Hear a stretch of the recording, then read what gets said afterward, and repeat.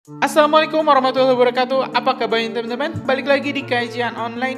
Tingkah Uni Eropa akhir-akhir ini rupanya makin kelewatan. Bagaimana tidak teman-teman?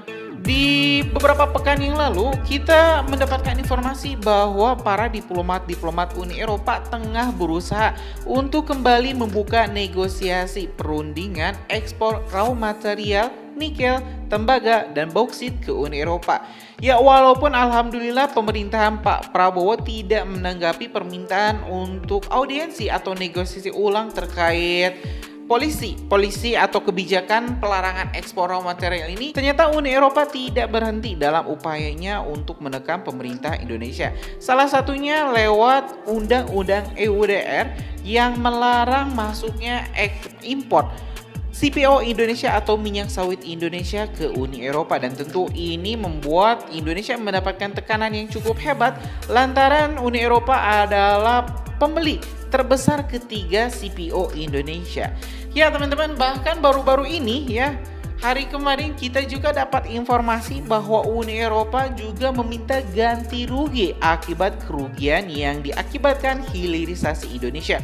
Walaupun kita belum tahu teman-teman berapa nominal denda yang harus dibayarkan pemerintah Indonesia, apalagi di World Trade Organization itu hakim panel telah menyatakan bahwa Indonesia kalah ya dalam gugatan awalnya. Walaupun ini masih mengajukan banding, tapi Uni Eropa sudah meminta Indonesia untuk bayar ganti rugi. Ya teman-teman, ini informasinya dari tahun 2023 Indonesia itu mendapatkan hampir 500 triliun pendapatan dari hilirisasi. Informasi ini teman-teman kita dapat dari CNBC Indonesia di artikel yang berjudul Proyek Kebanggaan Jokowi ini bikin RI kebanjiran 500 triliun. Presiden Joko Widodo kembali mengatakan bahwa nilai ekspor nikel hilirisasi semakin meroket, yakni tembus hingga 500 triliun. Melonjaknya nilai ekspor nikel dari hilirisasi ini sudah sering disinggung oleh Jokowi. Sebelum ada hilirisasi pada periode 2017-2018, catatan Kementerian Investasi atau BKPM menunjukkan bahwa nilai ekspor biji nikel Indonesia hanya sekitar 3,3 miliar atau sekitar 51,2 triliun. Saat sebelum dibangun industri smelter, kita mengekspor mentah bertahun-tahun, beratus-ratus tahun. Ekspor yang hanya mentahan nikel nilainya setiap tahun kurang lebih 30 triliun. Begitu smelter dibangun, ekspor kita mencapai 500 triliun, kata Jokowi dalam acara pembukaan Muktamar ke-10 Ikatan Mahasiswa Muhammadiyah pada Sabtu 9 Maret 2024 lalu. Ya teman-teman, kalau kita lihat di artikel ini, Indonesia kurang lebih saat ini mendapatkan berkah dari hilirisasi hingga 500 triliun. Dan 500 triliun ini sebenarnya adalah bagiannya Uni Eropa yang memang dipindahkan keuntungannya ke Indonesia. Kalau awalnya kita itu hanya mengirim mentahannya ke Uni Eropa dan Uni Eropa mengolahnya terus dijual, ya nikel itu menjadi barang setengah jadi, barang jadi.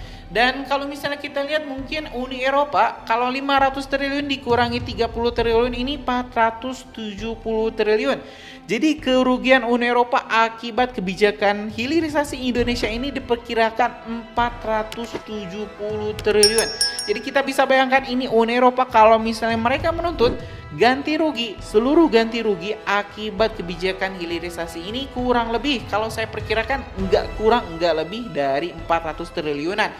Dan ini sungguh-sungguh luar biasa teman-teman kalau misalnya kita harus membayar, ya uangnya itu besar kan, itu bisa buat ngebangun IKN loh. Ya nggak masuk akal kan kalau misalnya Uni Eropa menuntut kita buat ganti rugi sebesar ini. Dan siapa yang mau bayar? Kalaupun Pak Jokowi punya uangnya, saya yakin gak akan membayar, apalagi Pak Prabowo yang lebih tegas, yang lebih ganas melawan kebijakan Uni Eropa. Bahkan di sini teman-teman, pemerintah kita mengatakan bahwa kita tidak akan membayar sepeser pun denda. Ya informasi ini kita dapat dari salah satu keterangan, salah satu pernyataan sikap atau pernyataan pers dari Direktur Jenderal Perundingan Perdagangan Internasional Kementerian Perdagangan Kemendag RI, Jatmiko Bris Wijaksono, yang menyebut bahwa Indonesia tidak akan membayar atau denda sepeser pun.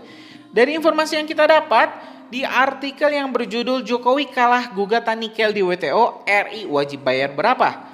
Menyebutkan bahwa pemerintah, dalam hal ini Kementerian Energi dan Sumber Daya Mineral (ESDM), dengan tegas membeberkan bahwa Indonesia walaupun kalah dalam gugatan Uni Eropa di Badan Penyelesaian Sengketa atau Dispute Settlement Body (DSP) Organisasi Perdagangan Dunia (WTO) terkait kebijakan larangan ekspor biji nikel pada awal 2020.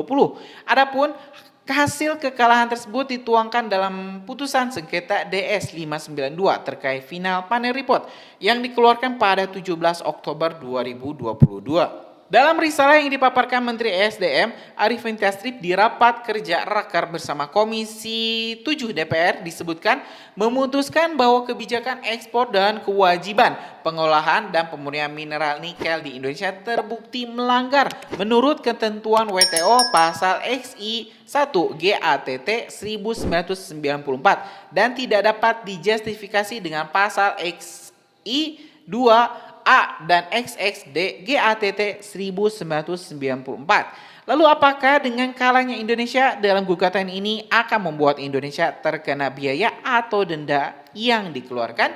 Ya, di sini teman-teman, Direktur Jenderal Perundingan Perdagangan Internasional Kementerian Perdagangan Kemendak RI menyebutkan bahwa Indonesia tidak akan membayar sepeser pun denda. Tidak ada kewajiban bagi kami membayar denda, terang Jatmiko kepada CNBC Indonesia pada Rabu tahun 2022 lalu. Ya teman-teman, dari artikel ini sangat jelas, sangat singkat teman-teman. Saat ditanyai apakah Indonesia mau membayar denda, membayar keluhan Uni Eropa terkait kerugian-kerugian yang mereka dapati, ini Direktur Jenderal Perundingan Perdagangan Internasional Kementerian Perdagangan Kemendak RI Jatmiko Briswijaksono menjawabnya sangat singkat. Tidak ada kewajiban membayar, ya. Hanya itu, tidak ada kewajiban membayar. Jadi walaupun Uni Eropa mau mati-matian menuntut kita di WTO, ya, menuntut kita untuk ganti rugi berapa ratus triliun, walaupun cuma satu rupiah, Indonesia tidak mau bayar dan tidak ada kewajiban membayar. Dan saya sangat setuju teman-teman, Indonesia statementnya seperti ini sangat singkat, sangat padat, sangat jelas, ya, tidak perlu banyak basa-basi, tidak ada kewajiban membayar. Ya itu teman-teman, mungkin sudah terjawab ya. Jadi Indonesia, walaupun Uni Eropa ini minta Indonesia ganti rugi sekian triliun, 100 triliun, 200 triliun, ataupun hanya 1 rupiah, Indonesia tidak akan membayar. Mau sampai kiamat pun Indonesia tidak akan membayar denda ke WTO. Ya, kita bisa bayangkan teman-teman, kalau misalnya kita sudah ekspor murah, ya, terus kita sekalinya nggak nge-ekspor, terus mereka minta ganti rugi, itu kan udah mental penjajah, itu udah mental kolonial.